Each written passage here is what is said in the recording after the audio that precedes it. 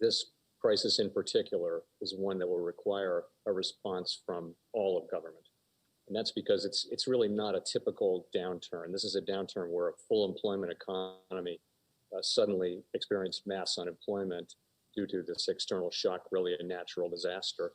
And monetary policy works through stimulating aggregate demand, and that's important now. But ultimately, there was a job to replace lost incomes there. And I would say that our Congress stepped in, and there hasn't been a faster or stronger response from Congress to an economic emergency really since the Great Depression. The CARES Act and the other laws that they passed really more than fully offset lost income in the aggregate. Now, there will be people for whom that is not true, but it was quite a strong response. And you see still high levels of savings on the balance sheets of households.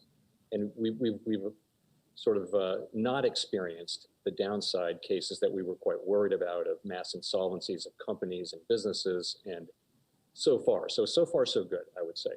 The second, really the most important leg of all, of course, is the healthcare leg. As I said earlier, there's no full recovery without confidence that it's safe to undertake all activities. And we had our part to do, which I think we've done. So I would also say, though, that the path forward is going to be challenging for a number of reasons, and I'm sure we'll get into some of them. Yeah. And that my sense is that we will need to do more, and that Congress may need to do more as well in fiscal policy. The actual particulars of that are up to Congress and not up to us. But I do think it's likely that more will need to be done in time. But I would say that our response to date has really been quite strong.